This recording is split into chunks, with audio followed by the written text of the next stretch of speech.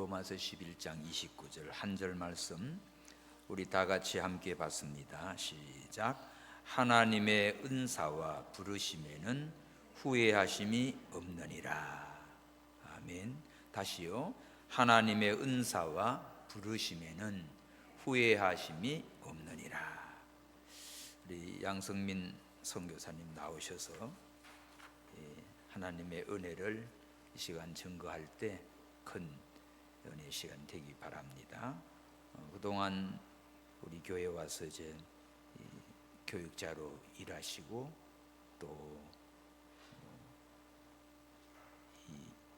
터키로 갔다 이스라엘로 갔다 터키로 갔다 하여간 돌아왔어요. 또 갈 거예요. 그러니까 그동안에 하나님은 어떻게 인도하시고 섭리하시고 역사하는지 이 시간에 큰 은혜 받기 바랍니다. 나오셔서 증거해 주십시오. 자, 크게 박수하겠습니다.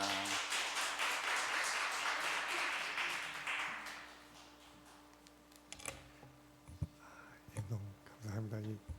짧게 기도 한 번만 하겠습니다. 하나님 감사합니다. 이 부족한 종을 이 귀한 전에 재단에 세우셔서 감사합니다. 하나님 너무나 감사드리고 또 이 고향과 같은 노원 동부교회에 다시 오게 하셔서 이렇게 함께 예배드리며 하나님 이렇게 주님께서 주셨던 은혜들을 나누기 허락하여 주시면 감사합니다. 하나님 제 안에 사사로운 생각은 조금도 없어지게 하시고 오직 이 시간 성령님 부어주시고 제 입술을 주관해 주셔서 오직 하나님께서 원하시는 그 말씀들만을 증언하고 대언할 수 있도록 주님께서 인도하여 주셔서 오직 주님만이 영광 받으시기 원합니다. 그 모든 영광이 주님의 것이고 만유가 주님의 것이고 주 안에 있사오니 만유의 주 되신 주님 홀로 영광 받으시옵소서. 감사드리며 걸어가시 예수님의 이름으로 기도하였습니다. 아멘. 감사합니다. 와, 이런 날이 올 줄은 몰랐습니다. 11월 31일까지도 몰랐습니다.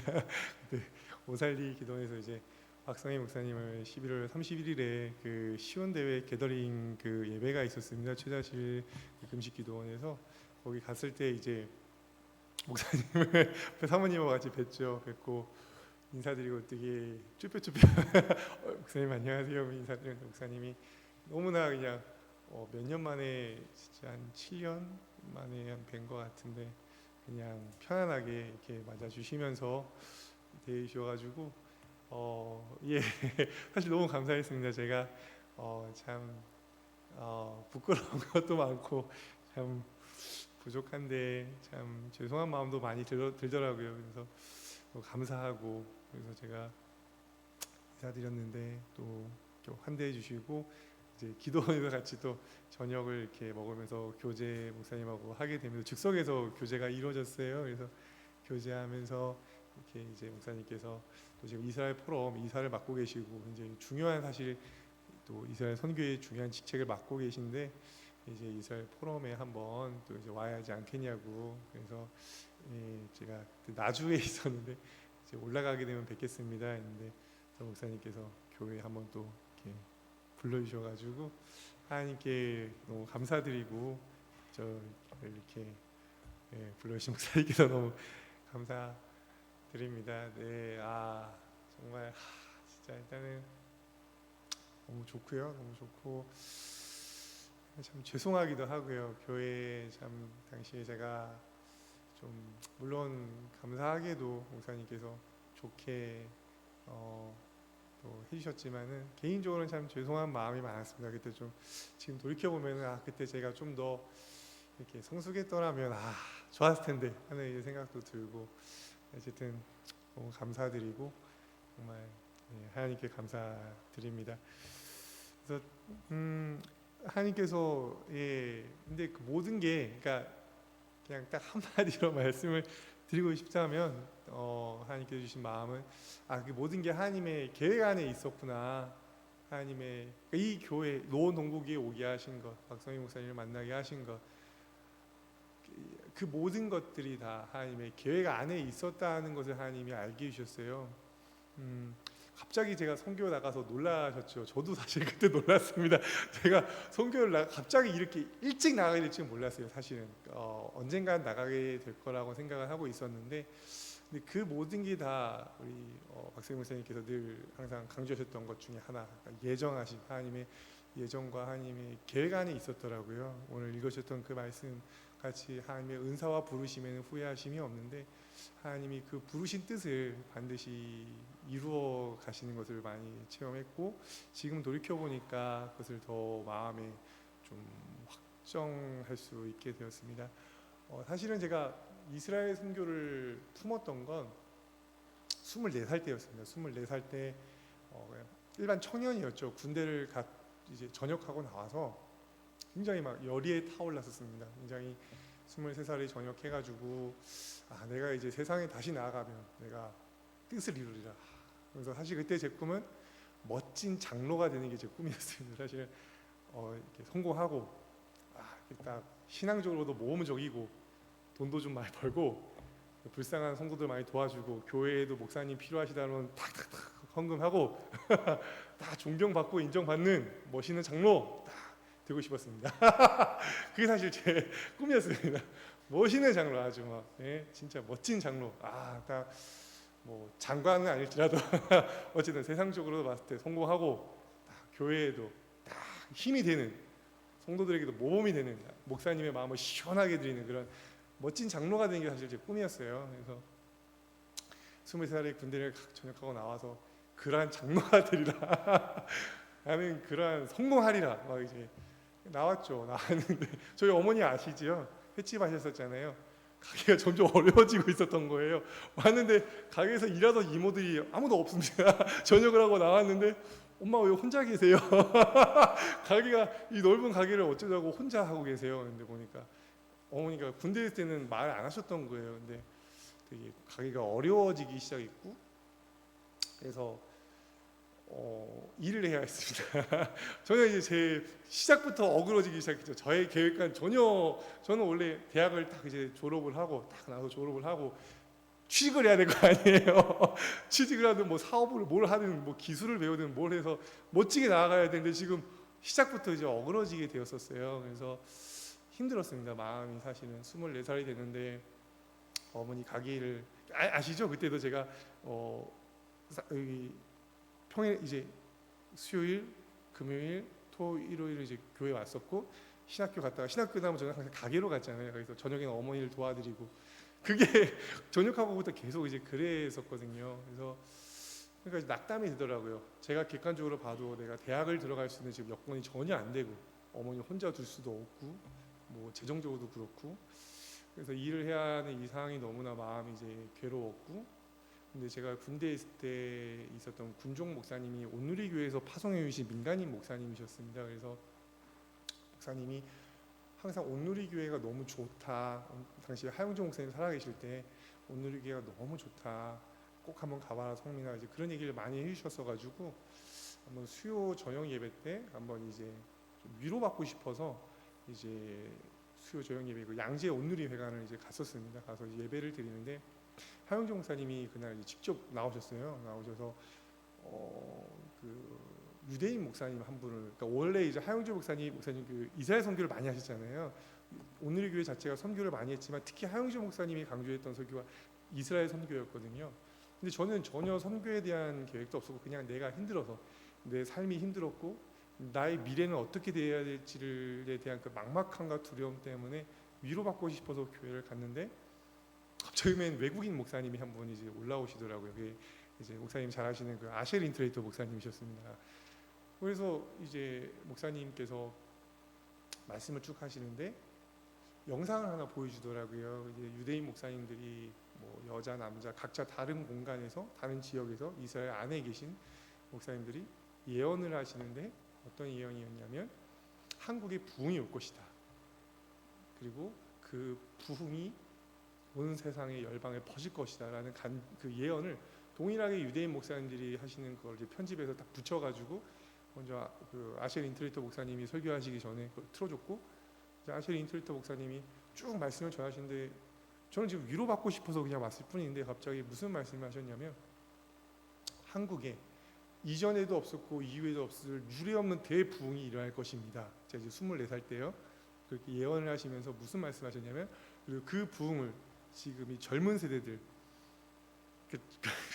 이게 말씀드리면 조금 제가 성도님께 좀 죄송한데, 물론 이제 그게 우리 기성 성도님들의 그런 헌신과 그런 밑바탕이 있기 때문에 가능한 거라고 저는 생각하고 있고, 그래서 되게 감사한데, 목사님이 당시 예언하실 때 지금 이곳에 있는 젊은 청년들, 이 젊은 세대들을 통해서 하나님이 그 부흥을 일으키실 겁니다라고 말씀하시면서 뭐라 말씀하셨냐면, 그 부흥을 통해서 이 대한민국이 통일이 될 것이고, 통일된 한국을 통해 중국과 중동을 넘어 이스라엘까지 복음이 전파되는 엄청난 대부흥을 하나님이 이 젊은 세대를 통해 일으키실 것입니다 라고 예언을 하시는 거예요. 그래서 제가 듣고만 있었죠. 아, 그런가 보다. 근데 갑자기 그 이스라엘 선교의 그 부흥의 현장에 동참하겠다는 분들을 일어서십시오 그러시더라고요.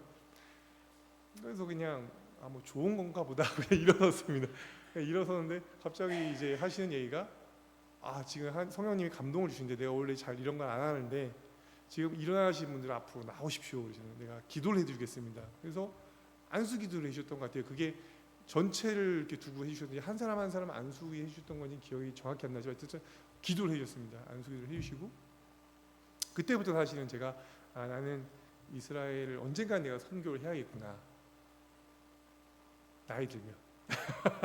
말씀드렸죠. 저는 멋진 장로가 되는 게 꿈이라고요. 일단 그 꿈을 먼저 이뤄야죠. 그리고 그러니까 제 생각에 막 구질구질하게 다니고 싶지 않았거든요. 죄송합니다, 이런 표현을 쓰면. 그러니까 멋지게 다니고 싶었거든요. 내가 멋진 장로가 돼서 딱 60대, 70대, 50대, 60대 멋지게 딱 비행기 타고 멋지게 선교를 다녀야죠. 그러고 싶었습니다. 그러고 싶었습니다. 근데 하나님이 신학교를 자꾸 가라고 그러시더라고요. 그래서 신학교를 이제 제가 안 가 계속 버텼죠. 계속 버텼습니다. 버티다가 26살 때 정말 제 삶에 제 개인적인 힘듦이 극한에 달했을 때 하나님 그때 이제 제 마음을 가난하게 하시면서 열어주시더라고요. 그래서 나는 장로가 아니라 목회자가 돼야 되는구나. 그래서 이제 신학교를 27살에 이제 신학교를 입학을 하고, 그리고 나서 아시다시피 이제 3학년 때 우리 김지석 교수님이, 전 김지석 교수님하고 안면의식이 전혀 없었습니다. 그냥 이제 그러니까 그 모든 것들이 하나님의 예정하신 이 가운데 있었던 게 뭐냐면, 원래 제가 1학년 때 입학했을 때는 아마 박서희 목사님은 잘 아실 겁니다. 정인찬 총장님이시라고요. 유명한 분이세요. 이분도 아주 큰 어른이시고 한국 교계 특히 신학계의 큰 어른이신데, 지금 저희 웨스트민스터 신학대학원 대학교의 총장님으로 계십니다. 연세가 80이 넘으셨어요. 80이 넘으셨는데도 총장으로 모셔갔었습니다. 왜냐하면 그만큼 워낙 제자들도 많고 굉장히 그 신학적으로도 워낙 높으신 분이셔서, 그때 제가 1학년 때는 정인찬 학장님이 당시 저희 백석학교 신학교 학장님이셨어요. 그래서 근데 이제 3학년 때 이제 웨스트민스터 신학대학원 대학교에서 그분을 총장님으로 모셔갔고, 그러면서 학장님 자리가 비면서 김지석 교수님이 오시게 된 거거든요. 전혀 이게 생각하지 못했던 거죠. 그리고 그냥 새로운 학장님이 오셨구나 보다 이제 그냥 그렇게만 알고 있었죠. 근데 이제 하나님 은혜로 제가 감사하게도 이제 저희 신학교 그 교학처 교수님, 처장님, 이제 그 직원분들하고 좀 좋은 관계들을 맺게 되었고, 갑자기 양 전사님 그 학장님이 좀 올라오시랍니다 그러셨어요. 그래서 저는 학장님하고 전혀 모르는데 갑자기 이제 올라갔습니다. 올라가서 문을 딱 열자마자 양지원사 하나님 뜻이다 까라 그러시는 거예요. 갑자기 예? 그러니까 이제 저기 교육자 자리가 하나 있는데, 원래 가기로 했던 그 임회훈 전도사님이라고 당시에 계셨는데 저보다 한 학년 후배셨습니다. 나이는 저보다 많으시고요. 그분이 원래 오시기로 원래 그분을 보내시려고 했었어요. 그분이 여기 수유인가요? 여기 근처에, 예, 여기 근처에 사셨습니다. 그래서 그 집도 가깝고 하니까 그분을 이제 보내려고 했는데 그분이 갑자기 휴학을 하시게 됐어요. 사정으로 인해서. 그러면서 있는데 마침 또 교학처 직원들이 좀 얘기를 하니까 그러니까 하나님 뜻이다. 까라, 니 까라 그러시는 거예요. 그래서 예. 뭐 제가 뭐 말할 여지가 없는 건데 왜 하나님 뜻이라니까. 하나님 뜻이면 순종을 해야잖아요. 그래서 네, 예, 알겠습니다, 학장님. 그러고 이제 목사님과 통화를 했고, 그래서 목사님께서 굉장히 첫 전화를 하는데 굉장히 첫 그 통화할 때 기억을 목소리가 굉장히 좋은 목사님이시다. 우리가 딱 저음으로 또 쫙 목사님이 목소리 까시면 굉장히 멋있으시잖아요. 지금도 멋있으신데 그래서 통화를 하시면서 이제 오게 되었죠. 근데 그것조차 다 하나님의 섭리와 계획 안에 있었던 것이 24살의 저를 아마 김지석 교수님이 또 아시리 인트레이터 목사님하고도 잘 아실 겁니다. 그렇죠? 그러니까 전혀 저는 몰랐지만 하나님이 큰 그림을 그려놓고 계셨던 게 24살의 온누리 교회에서 그 목사님을 통해 이제 먼저 선교의 꿈을 갖게 하시고 백석을 왔는데 우리나라에서 이스라엘과 구약학에 대한 최고의 권위자가 두 분이 계십니다. 그 두 분이 다 또 백석에 계셨어요. 한 분이 제가 잘 아시는 김지석 교수님이고 또 한 분이 변순복 교수님이시죠. 이 두 분이 이제 백석을 대표하는 교수님들이시자 특히 이스라엘과 이 구약학에 있어서는 굉장히 유명한 분인데 개인적으로는 이제 하나님이 저는 이제 김지석 교수님과 더 이렇게 밀접하게 붙여주셨고요. 그래서 오게 되었죠. 그러면서 결국 이 모든 것이 하나님이 이스라엘 선교를 위한 그런 뜻이었구나. 그것을 지금에서야 이제 알았는데 그때는 몰랐습니다. 몰랐고 아시다시피 이제 김지석 교수님께서 감사하게도 이제 결혼식 주례도 해주시고 계속 이제 신학교 다닐 때 종종 물어보시는 거예요. 네 괜찮나? 네 어떻게 선교, 네 사역 할 만하나? 물어보십니다. 예 잘해주십니다. 좋습니다. 그래? 그래 열심히 해라.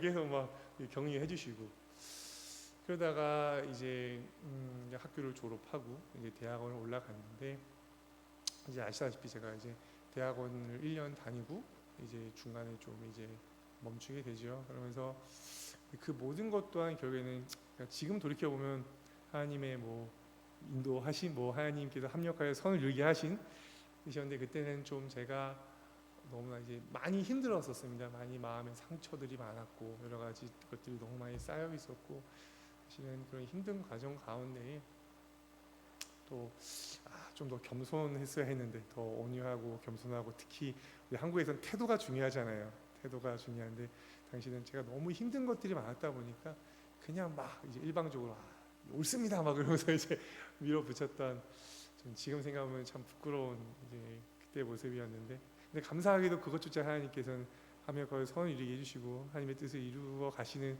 한 통로로 사용을 해주시더라고요. 그래서 이제 근데 저는 사실은 이제 당시에 뭐 구체적으로 어떻게 하겠다는 계획은 없었습니다. 그냥 일단 하나님이 인도하시는 가운데로 나아가야겠다.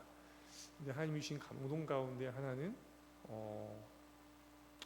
이제 내가 너를 이끌어 가겠다는 감동을 많이 주셨거든요. 그러면서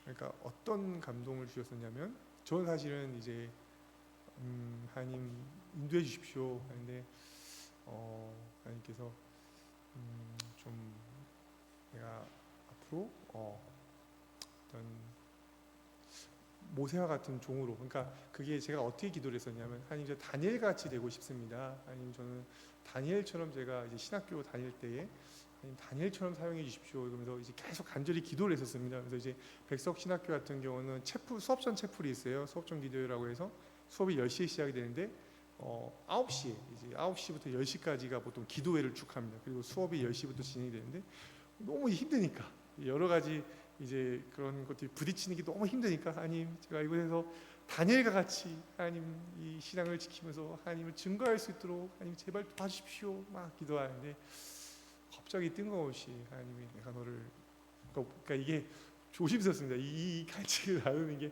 감동으로 주셨던 건 모세와 같은 그런 역할을 하도록 쓰겠다. 그러니까 그것이 뭐 제가 모세처럼 막 그런 막 엄청난 사람이 된다기보다는 어떤 영적인 의미로 하나님이 좀 그런 감동을 주셨던 게 아닌가 싶어요. 그래서 사실은 무슨 말이야 그때는 막 그것도 막 잘 몰랐고 근데 이제 어찌됐건 이제는 아닌 것 같다 하면서 그렇게 이제 제가 멈추게 중간에 이제 되었는데 그런데 어떤 계획은 없었거든요. 제가 구체적으로 뭐 어떻게 하겠다 앞으로 어떻게 하겠 뭐 이렇게 하겠다 모든 걸 짜놓고 한 게 아니라 진짜 그때 당시에 하나님이 주셨던 좀 감동들을 좀 따르려고 노력을 했었던 것 같고 근데 좀 이제 제가 제 자신이 너무나 안타까웠던 건 그래도 좀 당시의 어떤 태도나 저의 모습들이 그래도 더 겸손히 더 온유하게 그래도 어른이시고 다 어른들이시고 저에게 어쨌든 많은 은혜들을 베푸셨던 오늘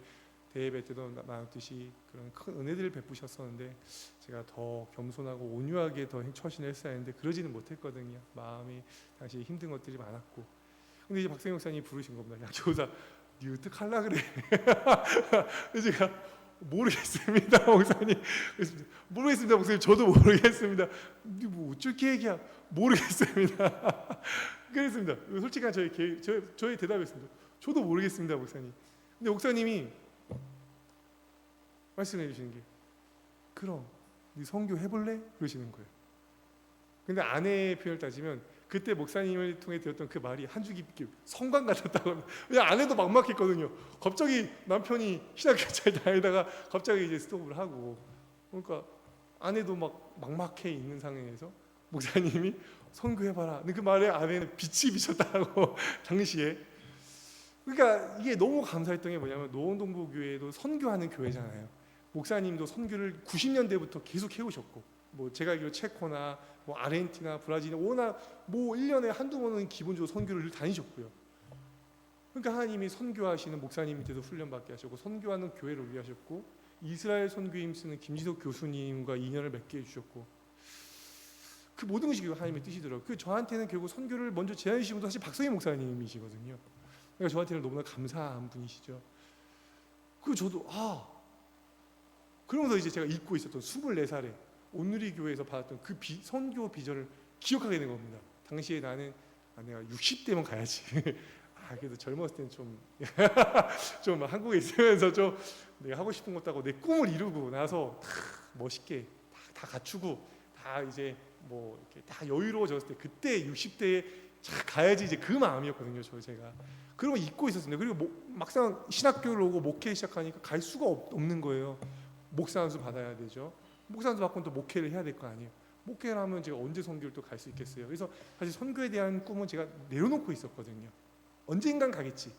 50대, 60대 뭐 죽기 전에 가겠지 생각이었는데 갑자기 목사님을 통해서 빡 빛을 비춰주신 겁니다. 저에게 맞아, 내가 선교를 헌신했었는데 내가 이스라엘 선교를 하기로 했었는데 그러고 나서 보니까 제 아내가 또 선교사인 거예요.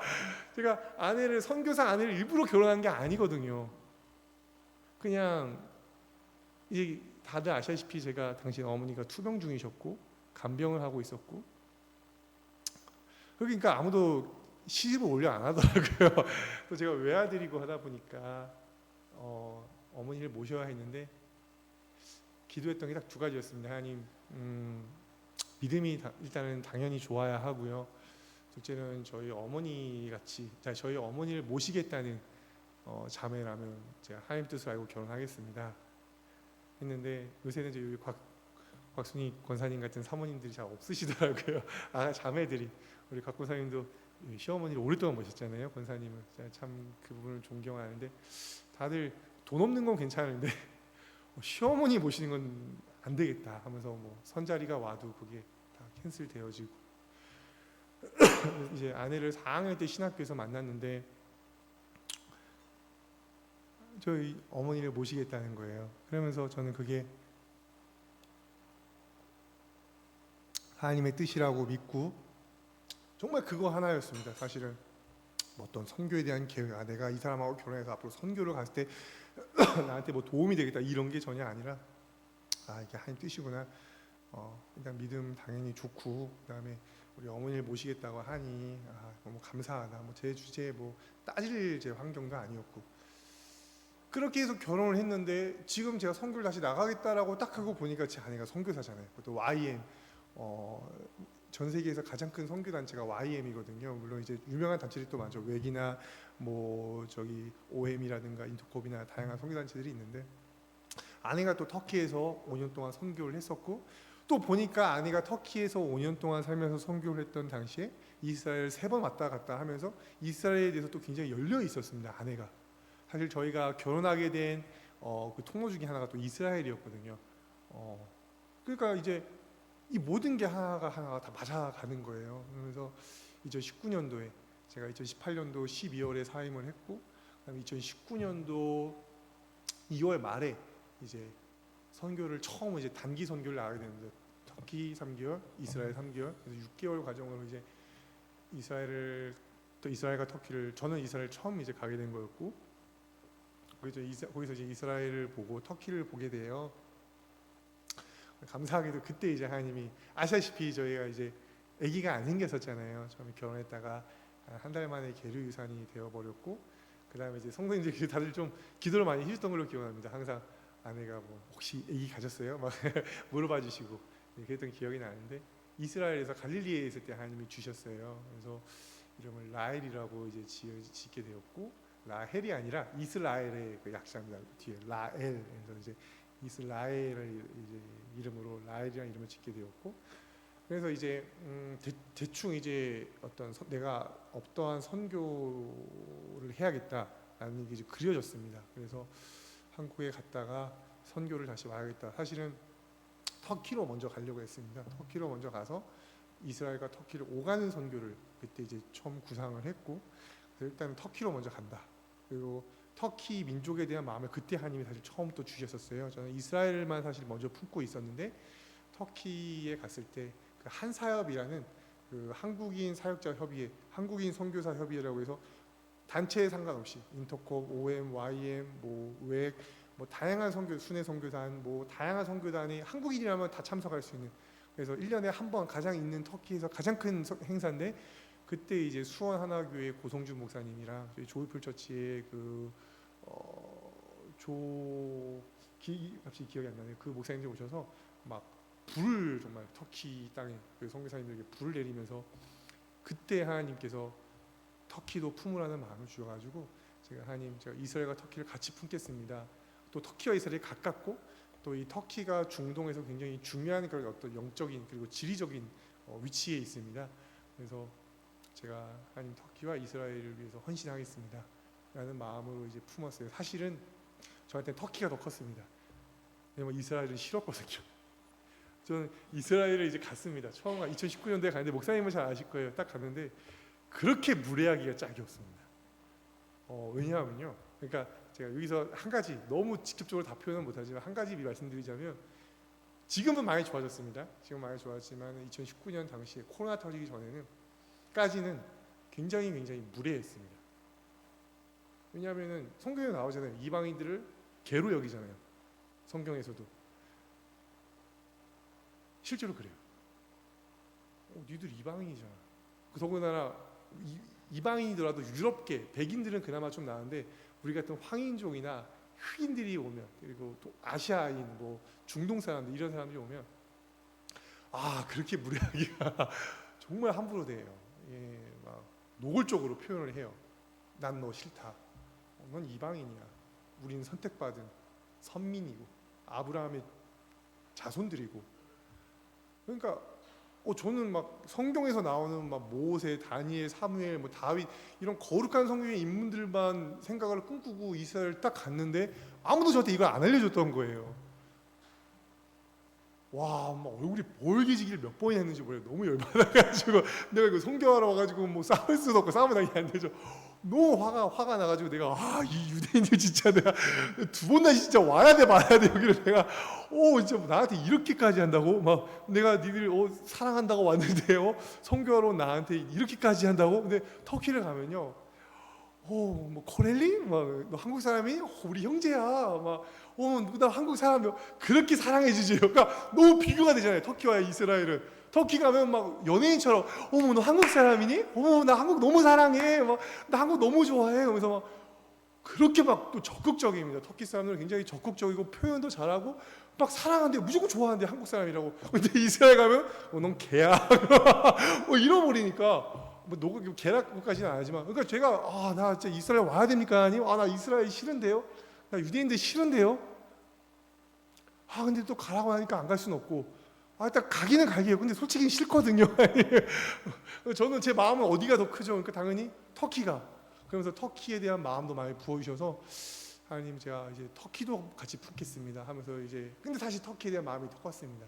근데 이제 계속 기도를 하는데, 비행기 안에서 이제 터키를 다시 돌아올 때에, 터키에서 한 달 있다가 이스라엘 3개월 있었고, 다음에 다시 이제 터키로 돌아와서 2달을 마치고 한국으로 돌아왔는데요.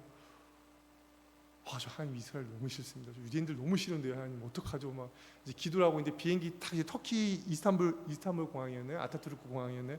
거기 딱 도착을 하는데 하나님 마음에 어떤 마음을 주셨냐면 너 같지 않니? 그러시는 거예요. 뭐가요? 그랬더니 저 유대인들이 꼭 너의 모습 같지 않니? 그러시는 거예요. 무슨 소린가 하고 이제 기도를 하면서 묵상을 하는데 유대인들이 굉장히 상처가 많아요. 뭐 사실 노원동부교회는 다 잘 아실 거라 제가 생각이 되는데 너무나 많은 2000년 가까이 박해를 받아왔고 핍박을 받아왔고 한 사람이 어릴 때 상처를 받아도 마음이 삐뚤어지잖아요. 그리고 그 상처가 평생을 괴롭히잖아요. 근데 유대인들은 그 삐뚤어짐이 2000년 동안 이어졌습니다. 비틀리다 못해 완전히 굳어져 버렸어요. 그 상처들이. 그래서 자기들을 사랑해줘도요 사랑인 줄 몰라요. 그걸 받아들이지를 못해요. 근데 지금은 이제 달라지고 있습니다. 그것도 이제 나눌 건데요. 그때 당시에 그게 심했어요. 증오와 분노만이 가득했고요. 미움이 가득했고요. 그러니까 그 많은 기독교인들, 특히 한국 사람들이 와서 우린 너희를 사랑해. 너희를 정말 사랑해. 너희를 위해 기도하고 있어. 그러면 왜? 뭐 때문에? 하지 마. 필요 없으니까. 가 그냥 너네 나라로. 이런 식이었어요. 너무나 삐뚤어지다 못해 이게 완전히 어그러져 버린 거죠. 그들 스스로 이제 그걸 풀지도 못합니다. 어떻게 풀어야 할지도 모르고요. 오직 남은 건 증오와 분노와 슬픔과 우울감과 자책감과 비하와 왜 우리들은 이런 거야? 그런. 근데 그게 꼭 너 같지 않니? 그러시는 거예요. 그러니까 그게 저더라고요. 내 안에 있는 많은 상처들, 그걸로 인해 그토록 많은 사랑을 받고 있음에도 불구하고 그 사랑을 받아들이지 못하고 있는 나의 모습이 그들의 모습 같더라고요. 그래서 조금은 이제 이해가 되기 시작했습니다. 아니, 알겠습니다. 내가 이스라엘도 올게요. 그래도 제 마음은 전 터키가 더 컸습니다. 터키를 향한 마음이 더 크고 지금도 크지만 지금은 이제 거의 비슷해지거나 혹은 이스라엘을 향한 마음을 하나님이 좀 더 크게 해주셨는데 그리고 이제 한국으로 돌아왔습니다. 2019년도 8월에 9월쯤 이제 돌아왔죠. 6개월간의 일정을 마치고 돌아와서 선교를 준비하려 하는데 여러 가지 어려움들이 이제 환경적으로 오게 되었어요. 그 중에 가장 컸던 것 중에 하나가 이제 코로나가 터졌죠. 2019년 12월쯤 코로나가 터지면서 그 3년을 갈 줄은 아무도 몰랐습니다. 그리고 저 역시도 3년 동안을 꼼짝없이 갇히게 되었어요. 이제 한국에서 저희는 또 백신을 아예 맞지도 않았거든요. 그러다 보니까 나가는 것 자체가 불가능했고 그래서 3년 동안을 이제 부교육자로 생활하면서 하나님이 엄청나게 연단을 시키셨습니다.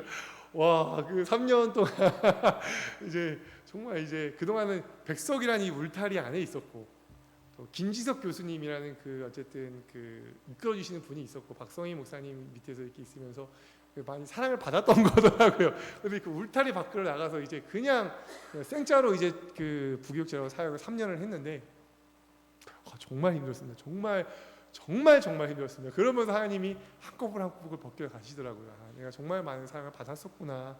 그리고 너무 감사한 거구나. 그렇게 3년 동안 저를 계속 낮추셨고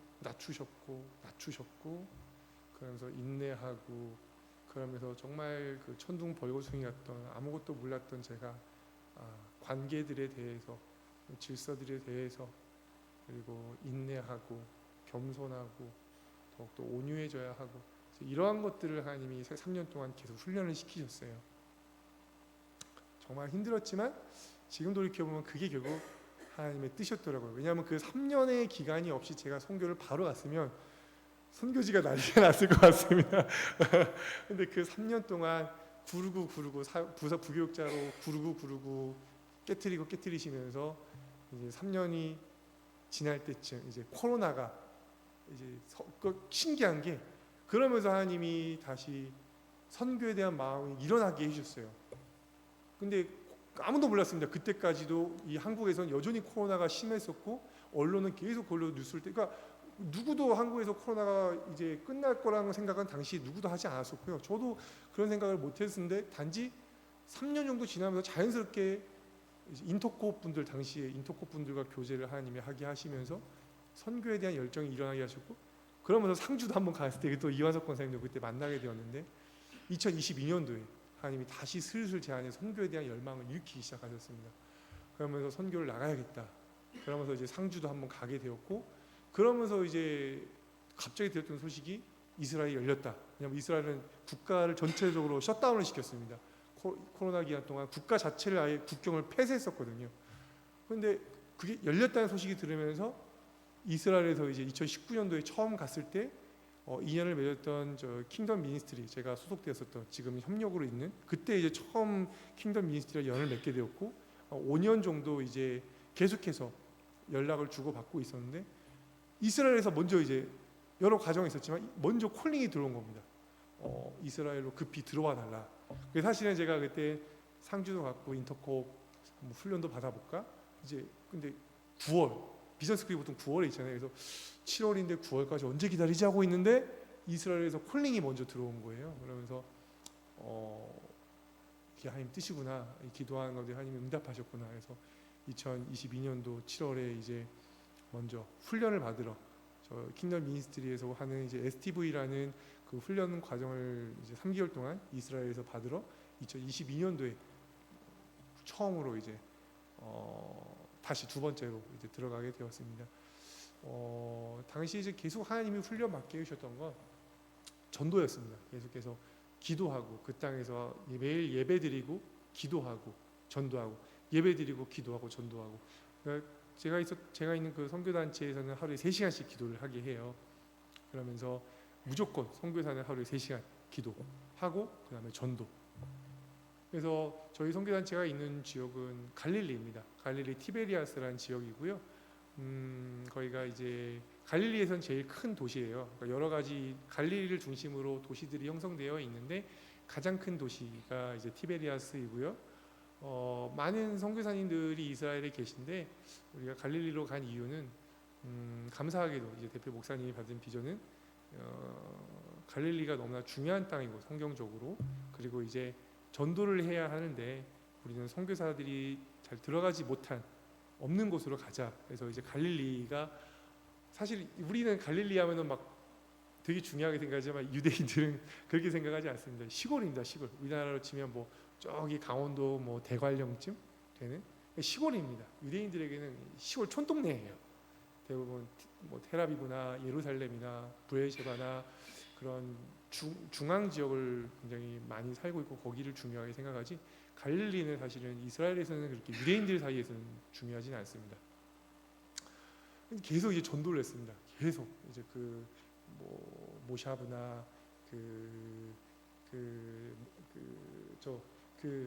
키부츠가 죄송합니다. 갑자기 키부츠나 이런 마을을 다니면서 계속 전도를 했어요. 근데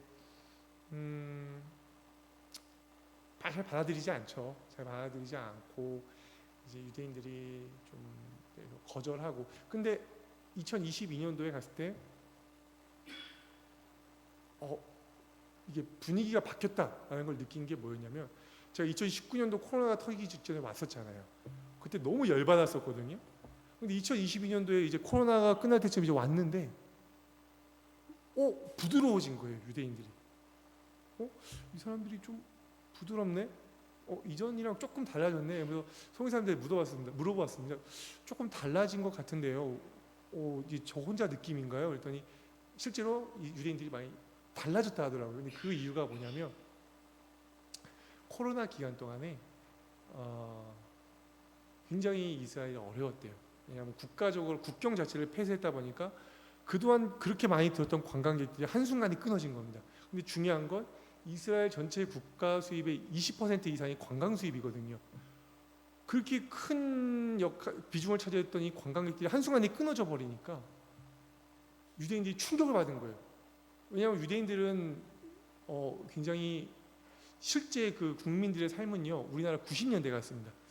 그러니까 국방력이나 이런 거는 세계 탑일지 몰라도요 실제 국민들의 수준은 우리나라 90년대와 같아요. 왜냐하면은 사회 인프라 그 비용으로 투자할 여력이 없습니다.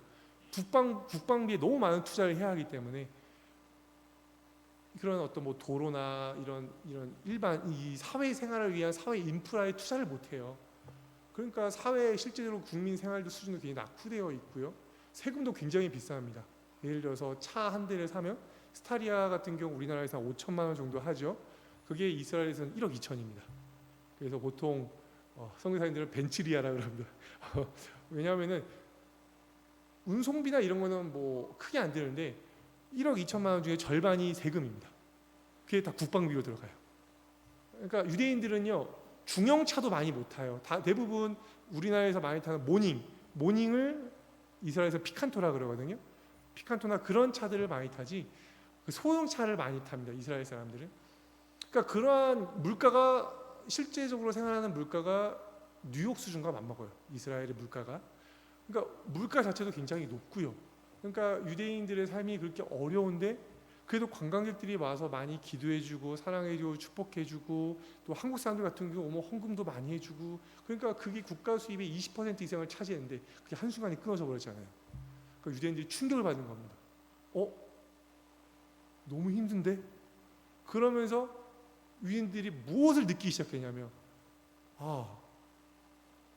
한국 사람들이 이 기독교인들이 우리에게 정말 큰 도움을 주고 있었구나. 그리고 이 한국 사람들이 어쩌면 정말 우리를 사랑하고 있었는 줄 모르겠다. 게 이들의 마음에 들어오기 시작했던 겁니다. 어려움을 겪으니까요. 그래서 이제 2022년도에 딱 들어갔을 때 그들의 마음이 많이 열린 걸 느꼈습니다. 이제 변한 거죠. 이 사람들이 고마운 사람들이었고 우리 이스라엘에 그리고 이 사람들이 어쩌면 우리를 정말 사랑하고 있었는지 모르겠다. 는 게 이제 이들의 마음에 들어오기 시작하면서 많이 부드러워졌어요. 그러면서 전도를 하면서 여전히 핍박은 있었죠. 뭐 그 경찰을 부르기도 하고 깨라기라 막 그러면서 막 지옥에 나가라 그러고 막. 그래서 전도는 계속했습니다. 이제 이스라엘은 전도 자체가 불법은 아니에요. 미성년자한테 하지 않으면 법적인 제재 자체를 가할 수는 없습니다. 경찰이 와도 이 마을에서 자꾸 하면 시끄러우니까 그냥 나가라고 그냥 그 정도예요. 그러면 알겠습니다 나가겠습니다 하면 또 다른 마을로 가는 겁니다. 또 전도하고 그렇게 이제 전도 훈련을 받고 2023년도에 다시 이제 한국으로 들어왔고요.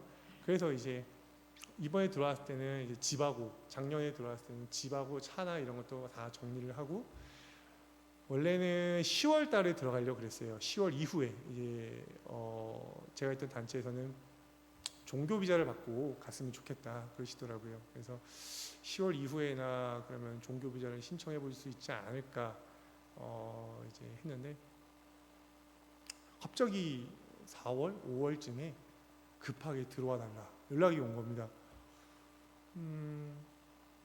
좀 의외였죠. 왜냐하면은 분명히 10월 이후에 종교 비자를 받고 10월 이후에 들어가게 될 걸로 생각을 하고 있었는데 갑자기 이제 상황이 급해졌다고 빨리 들어와 달라는 거예요. 그래서 4월인가 5월이었죠. 5월에 이제 한 달 만에 집 정리하고 차 정리하고 다 정리해서 부랴부랴 막 다 처분하고 한 달 만에 이스라엘 급하게 들어갔습니다. 그래서 왜 갑자기 이렇게 급하게 부르신 거지 했지만 그게 이제 그것 또한 하나님의 뜻 가운데 예정이 되어 있었더라고요. 왜냐하면 10월 이후에 들어가려 했으면 못 들어갔을 겁니다. 이스라엘을. 그래서 이제 5월에 들어가서 여전히 갈릴리에 가서 계속해서 이제 그때는 학생 비자로 있었습니다. 그 저희 선교단체에서 이제 학교를 세워서 선교사님들을 위해서 학교를 세워서 비자를 줬거든요. 그래서 학생 비자를 받고 이제 선교를 계속했습니다. 갈릴리 북부 지역을 돌면서 계속 전도지를 나눠주고요. 혹시 뭐 사진이 그 아까 사진을 좀 준비해달라고 하셔가지고 요거는 이제 저희 선교단체에서 그 저기 뒤에 보이시는 저 바다가 갈릴리 바다입니다. 갈릴리 바다고 저 건너편 저 섬 건너편 보이시죠? 섬 건너편 저기 골란고원입니다. 저희가 그래서 이제 그 저쪽이 골란고원이고 이쪽은 이제 이 지중해가 이렇게 있으면 서쪽이에요.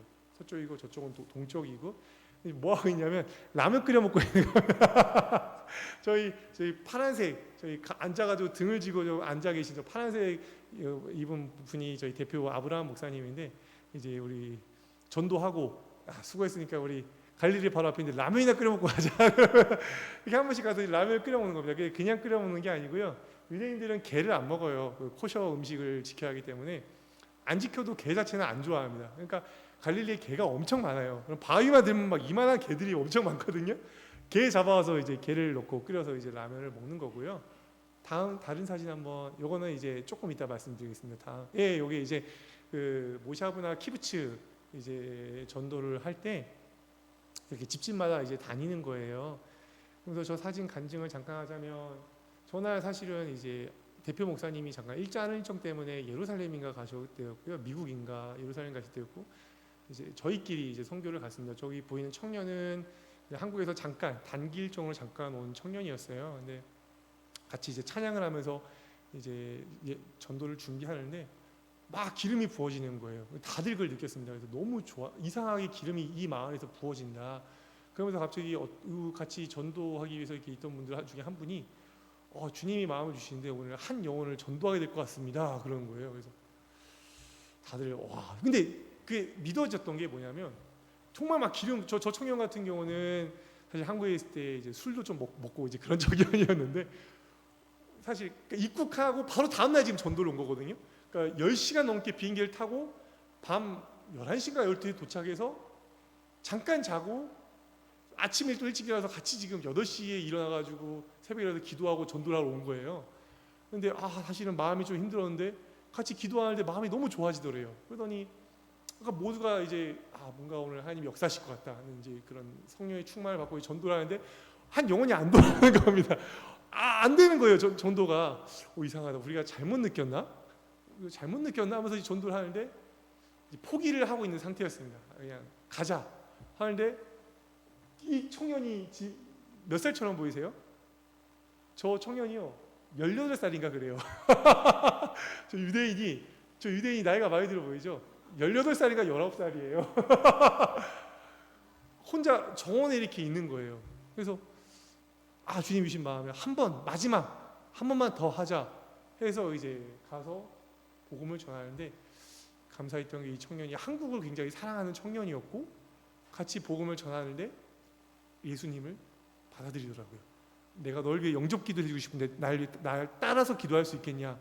따라 하겠대요. 그래서 즉석에서 이 한국 청년 표정 보세요. 얼마나 얼굴이 좋아요. 막 실망했었거든요. 막 낙담했었거든요. 막 안 되는 줄 알았는데 마지막에 하나님이 극적으로 이 유대인 형제를 전도하게 하시면서 너무 놀란 거예요. 이게 막 얼굴이 좋아져가지고 막 같이 다들 막 제 아내 얼굴도 한번 보여주겠어요. 아내도 막 기뻐가지고 막 아직 아내 이게 그렇죠. 아내도 막 웃잖아요. 너무 기뻐가지고 막 안 될 줄 알았거든요. 우리가 잘못 느꼈나 근데 좋아가지고 우리 셋 다 저는 막 좋아가지고 이러고 있고 이렇게 하나님께서 이제 전도를 하게 하셨습니다. 그래서 전도하고 있었고 그래서 5월부터 계속 이제 저렇게 이스라엘 북부 지역을 돌면서 전도를 했어요. 전도를 하는데 이제 아브라함 목사님 저희 대표 목사님을 통해 하나님이 주셨던 감동이 부에제바로 내려갔으면 좋겠습니다. 그러시더라고요. 2022년도에 처음 얘기하셨던 얘기인데 제가 부에제바 담당 디렉터로 좀 이스라엘 남부를 좀 이렇게 활동해 주셨으면 좋겠습니다. 그런데 그게 이제 나중으로 이게 언제가 될지 모르겠지만 일단 그렇게 계획을 잡고 있자고 하셨고 이렇게 이제 계속 이스라엘에서 전도하고 계속 예배드리고 하다가 감사하게도 9월달에 이제 저희 대표 목사님과 그 킹덤 미니스트라는 선교단체가 미국 소속입니다. 그 목사님은 미국 시민권자시고 뉴욕에서 목회를 하고 계시는데요. 이제 목사 안수를 받아야 하지 않겠냐고 하셔서 계속 그 전부터 이제 마무리되지 않았던 과정들을 이제 마무리했었고 정리했고 감사하게도 저는 사실은 목사 안수는 포기하고 있었는데 너무나 감사하게도 이스라엘 통해서 하나님이 미국에서 목사 안수를 받게 이제 기회를 주셔가지고 9월에 이제 미국으로 건너가서 이제 뉴욕에 가가지고 근처 메릴랜드로 가서 목사 안수를 받고 미국에서 한 2주 정도, 2, 3주 정도 있다가 이제 한국 이제 이스라엘로 다시 이제 들어가게 되었습니다. 근데 그때 이제 9월에 목사님하고 계속 얘기를 나눴어요. 목사님 뭐 어떤 얘기를 나눴냐면 계속 부엘셰바에 대한 마음을 주십니다. 그러니까 처음에는 부엘셰바라는 얘기가 정말 뜬금이 없었는데 2020년도에 부엘셰바를 2번 정탐하고 아내와 함께 정탐을 하고 난 뒤부터는 이 부엘셰바에 대한 마음이 저한테 너무 커져버린 거예요. 그러면서 이제 작년 2023년 9월에 목사님하고 같이 또 이런저런 얘기를 할 때 목사님 부엘셰바에 대한 마음을 하나님이 계속 주십니다. 제가 부엘셰바를 가고 싶습니다. 그것도 실제로 먼저 제안한 분이 목사님이시니까 더 편안하게 얘기를 할 수 있었죠. 그러냐고. 나도 그런 것 같고 그러면 우리가 2024년도 5월 이후로 한번 생각을 해보자. 5월 이후로 가는 걸로 양성교사님은 5월에 이제 이스라엘 남부로 내려가는 걸로 그렇게 해봅시다. 이제 그렇게 했었습니다. 했는데 딱 이제 9월에 미국에서 이스라엘로 돌아왔죠. 근데 10월에 혹시 거기 뭐 불나는 사진 제가 혹시 이 사진이에요. 여기가 이제 갈릴리는 이제 갈릴리 호수가 이 대구처럼 분지 형태입니다. 갈릴리가 낮아요. 그러니까 대구랑 좀 비슷해요. 그리고 이제 쭉 이제 올라가는 겁니다. 이제 갈릴리가 있으면 이제 언덕들이 이렇게 되어 있거든요. 이렇게 그러니까 분지죠. 그러니까 낮죠. 이 갈릴리 바다 자체가. 그래서 이스라엘은 이렇게 언덕에 있는 집일수록 더 비싸고 더 집이 좋아요. 여기는 갈릴리 바로 옆에 있습니다. 그러니까 이제 좀 오래된 집이 확실히 티가 나죠. 그리고 이제 저기는 뭐 사무실이나 이런 것들이 많은 상가 건물 같은 곳이고요. 저기 감사하게도 스튜디오, 그러니까 한국으로 치면 원룸이 있었습니다. 그래서 저랑 아내랑 라일이가 그 원룸에서 이제 지내고 있는데 저는 안식일이었습니다. 샤밧, 이스라엘은 샤밧을 지키거든요. 토요일날 예배를 드리는데 오늘 갑자기 뭐 밑에서 타닥타닥 소리가 나더니 1층에서 불이 나가지고 저희 집이 저 파란 천막이 있는데 거기까지 불이 올라오는 거예요. 그래서 집이 홀라당 탈 뻔했습니다. 감사하게도 소방관들이 와가지고 이제 불을 꺼줬고, 그리고 저 샤밧이 지나고 2, 3일이 지나서 수도가 터진 거예요. 그래서 저희 집이 물바다가 돼가지고 이제는 막 곰팡이가 온 집안에 퍼져서 더 이상 지낼 수 없는 상황이 된 거예요. 그러니까 불났죠. 샤밧에 불났죠. 그러니까 전날이 10월 2일이었습니다. 10월 2일 날 불이 났고 한 10월 한 4일인가쯤에 이제 물이 또 터진 거예요. 10월 3일이구나. 10월 3일 날 물이 터졌고 10월 4일인 것 같습니다. 그래서 제가 이제 연락을 드렸죠. 지금 이렇게 불이 나고 물이 터져서 도저히 이 집에서 살 수가 없습니다. 이제는 하나님의 때가 된 것 같습니다. 저희가 부엘셰바로 내려가겠습니다, 목사님. 그러니까 이제 목사님께서도 허락을 해주셨고, 그러면서 그 10월 4일 날 수도가 터졌고, 10월 죄송합니다. 자꾸 이게 좀 헷갈리는데 10월 3일 날 수도가 터졌고 10월 4일 날 짐을 쌌습니다. 짐을 싸고 내려간 거죠. 내려가서 이제 부엘셰바로 그냥, 그러니까 이게 어떤 상황이냐면요. 보통은 먼저 집을 알아보고요. 집을 계약을 하고 그 다음에 이사를 하는데 불나고 물 터지고 하면서 짐부터 싸고 남부로 내려간 거예요. 다 아무것도 없이. 이제 아는 선교사님이 한 분 계셨어요. 그러니까 이제 일단 그 선교사한테 미리 연락을 하고 저희 내려가겠습니다. 괜찮을 거니까 일단 오세요. 그래서 남부로 내려갔습니다.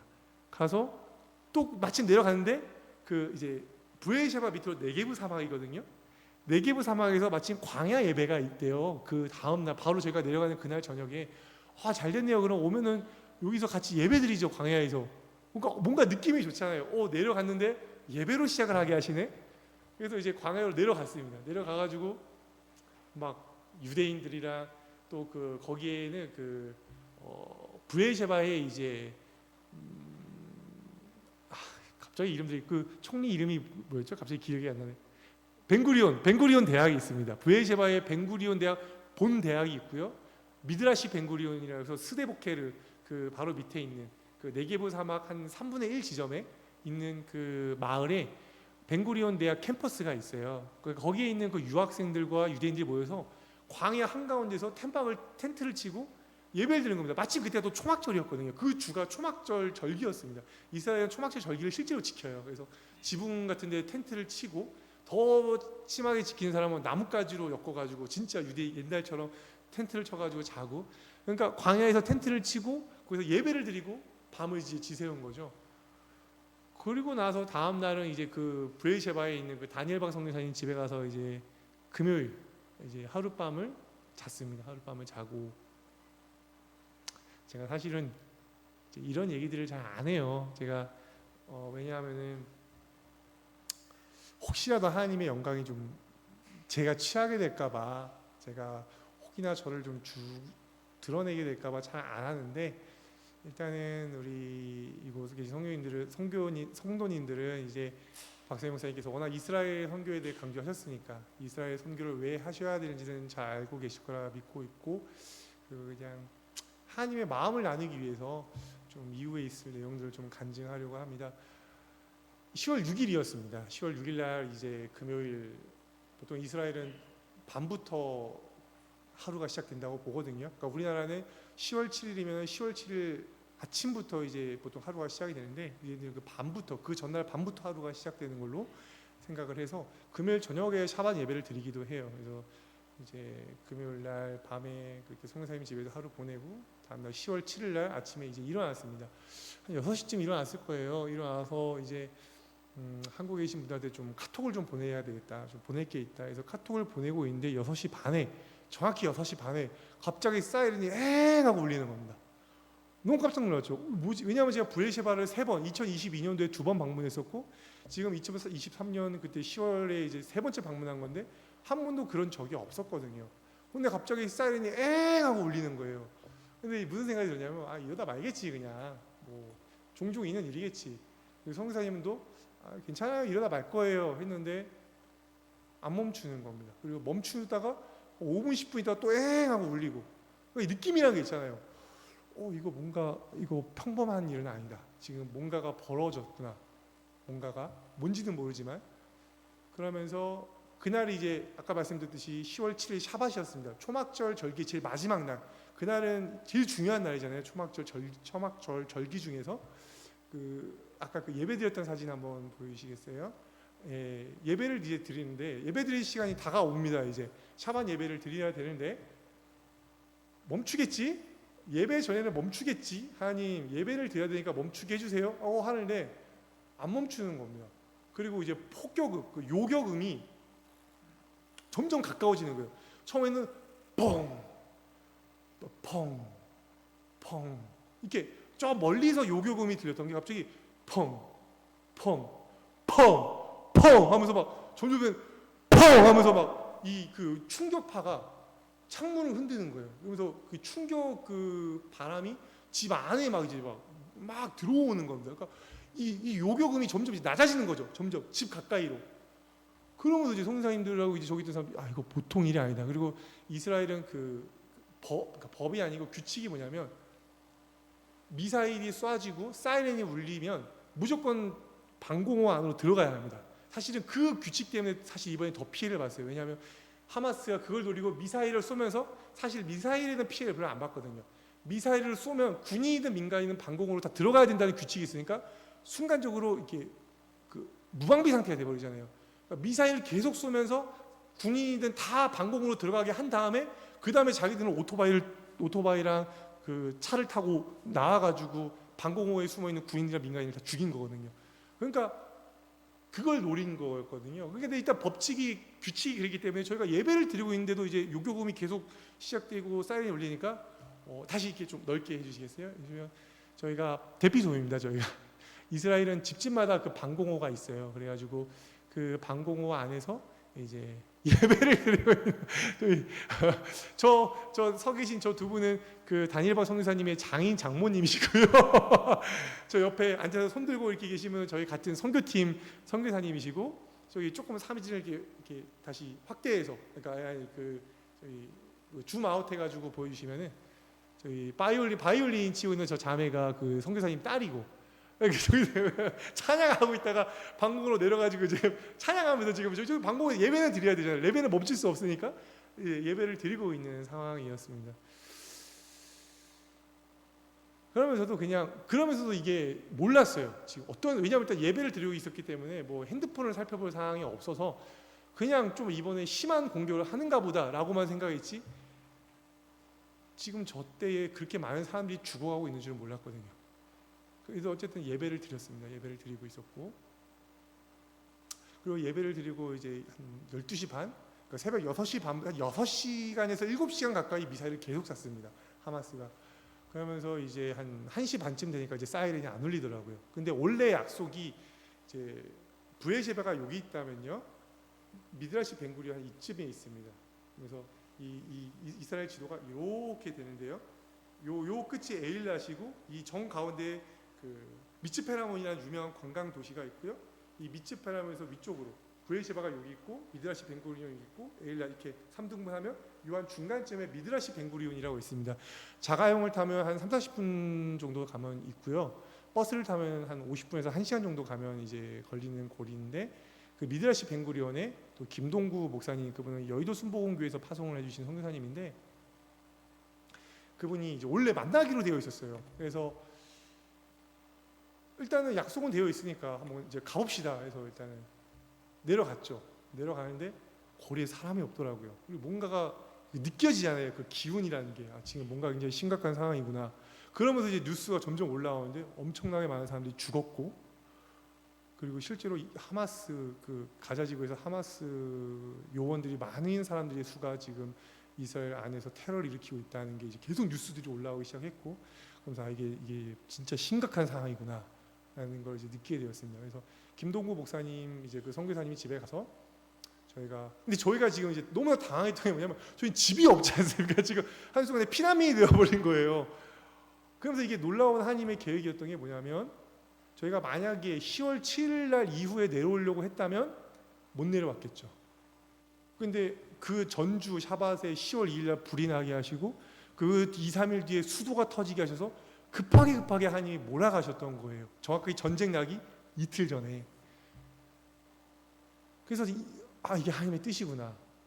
왜냐하면 사실 갈릴리보다 당시에는 이 중부와 남부가 더 심각했습니다. 아까 말씀드렸듯이 북부는, 갈릴리는 좀 북부기 때문에 지금은 북부가 더 심각하지만 당시에 갈릴리는 되게 여유로웠어요. 전쟁이 났어도 갈릴리는 되게 평화로웠습니다. 전혀 위협 인식이 거의 느끼지 않았어요. 중부랑 남부는 너무나 심각했습니다. 그게 정말 올가맬 정도로 사람을, 그 긴장감과 스트레스가.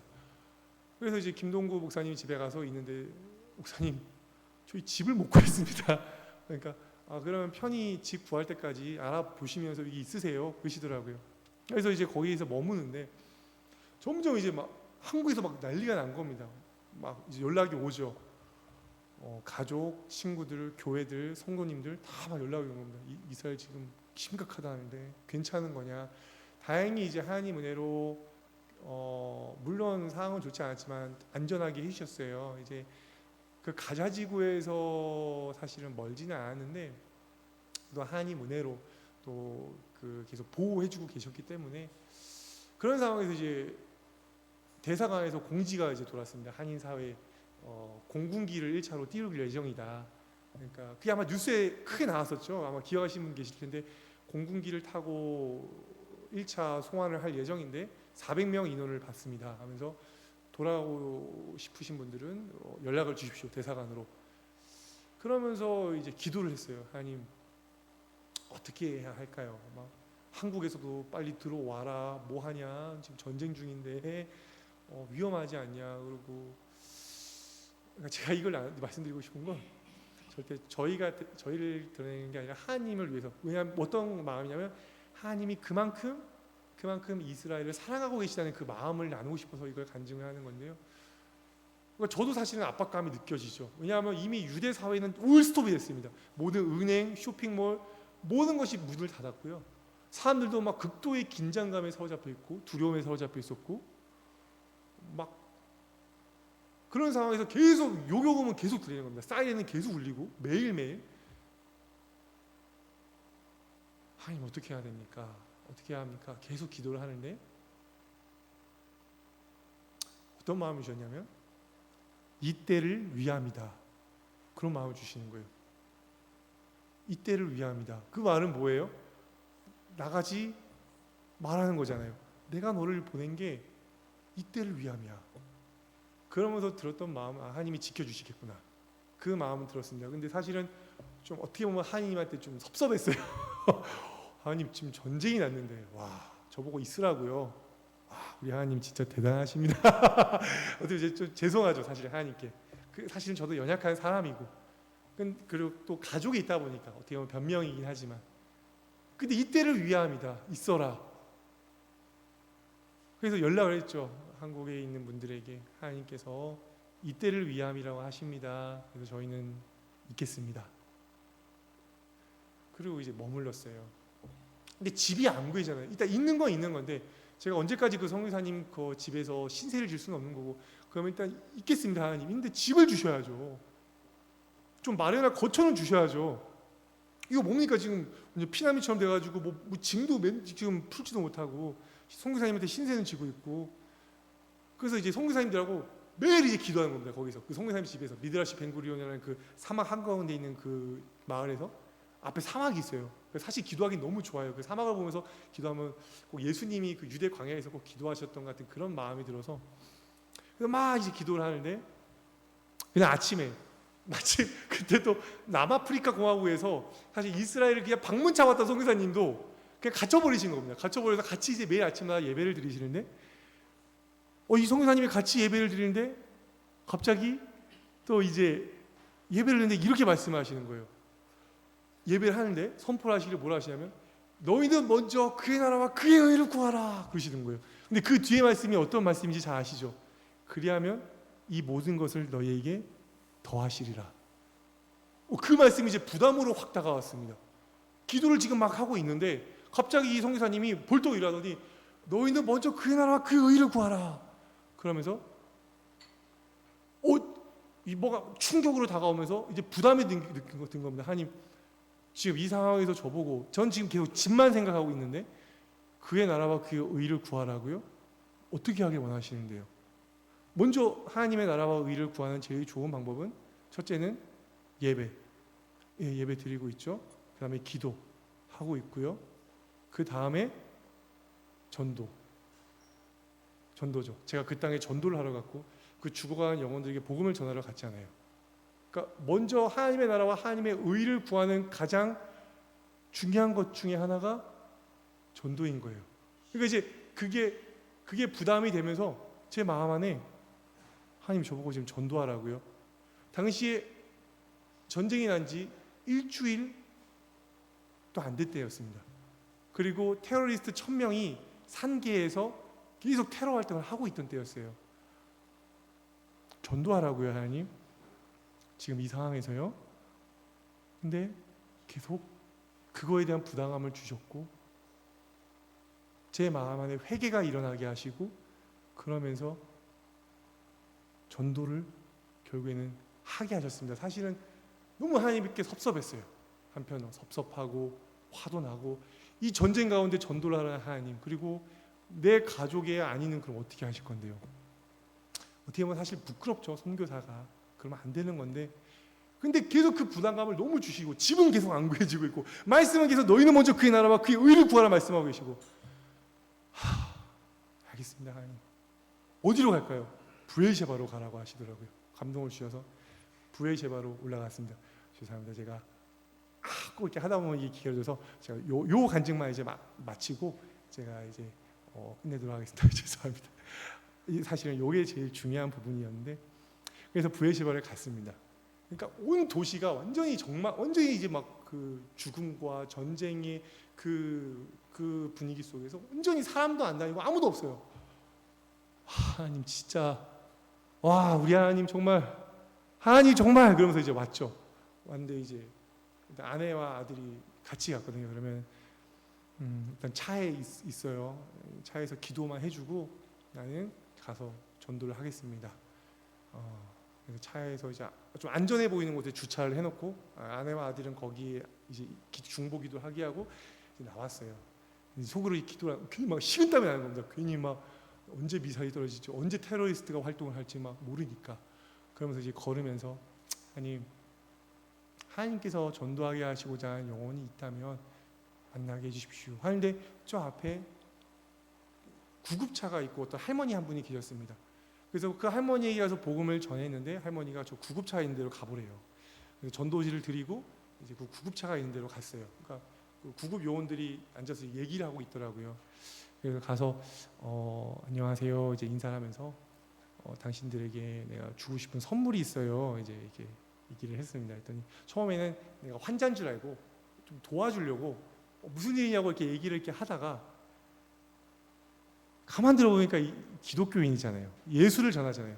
그때부터 이제 표정이 바뀌는 거예요. 그러면서 막 조롱하는 거예요. 야, 예수가 진짜 하나님의 아들이야? 예수가 진짜 뭐 십자가에 못 박혀 죽은 다음에 살아났어? 막 이제 조롱을 하는 거예요. 그래서 막 이제 계속 얘기를 했죠. 근데 이제 이 사람들이 이제 가야 할 때가 됐어요. 그러니까 야, 너 얼른 가. 너 미사일 맞는다? 너 총 맞아. 얼른 가. 빨리 니네 나라 가. 무섭지? 무섭지? 빨리 가. 막 조롱을 하는 거예요. 하나님, 이제 어떻게 뭐라고 말을 하죠? 그래서 뭐라고 말을 해야 되죠? 기도를 하는데 갑자기 하나님이 주셨던 마음이 있어서 딱 제 입에서 저도 모르게 나왔던 말이 뭐였냐면 사실은 한국에서 우리 가족 친구들이 다 빨리 한국으로 돌아오라고 하는데 예수님이 나보고 가지 말래. 그리고 나보고 이거 꼭 전해달래. 너희를 너무 많이 사랑한다고. 정말 많이 사랑한다고 나보고 꼭 좀 전해달래. 그래서 그거 나보고 전하라고 나보고 가지도 말고 여기 있으래. 그러니까 이 사람들이 갑자기 표정이 막 조롱하다가 너 총 맞는다? 너 총 맞는다? 막 하고 있다가 갑자기 표정이 뭐라고? 예수님이 너희 정말 사랑한대. 나보고 그거 좀 꼭 전해달래. 그러니까 가지 말고 여기 있으래. 응?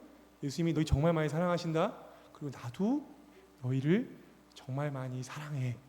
너희를 위해 계속 기도할게. 그러니까 이 유대인들이 전혀 생각하지 못한 말이잖아요. 그러니까 너무 당황해하고 있다가 땡큐 그러더라고요. 고마워. 그러면서 나도 너희를 위해 기도할게. 그러면서 같이 있던 유대인 한 여자 유대인은 그 전도지를 받으면서 이거 가서 꼭 볼게. 그리고 가서 예수에 대해서 더 알아볼게 하면서 유대인들이 구급차를 타고 갔습니다. 그리고 딱 뒤를 돌아서서 다시 차가 있는 곳으로 가는데요. 그렇게 많이 울었어요. 하나님은 이스라엘을 정말 많이 사랑하시는구나. 정말 많이.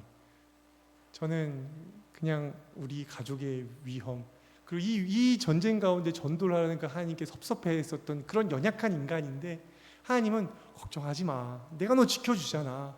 걱정하지 마. 말씀해 주시고 또 그 아버지의 마음은 유대인들은 실질적으로 군대를 가고 실질적으로 그 테러의 위험 가운데 있기 때문에 그 유대인들은 당장 오늘 내일 죽을지도 모르는 상황이에요. 이 아버지의 마음으로 하나님 아버지의 마음 그 한 영혼 한 영혼을 너무나 애끓듯 너무나 사랑하기 때문에 지금 이때의 복음을 전하지 않으면 안 되는 그렇기 때문에 성민아 가줄래? 내 사랑을 전해줄래?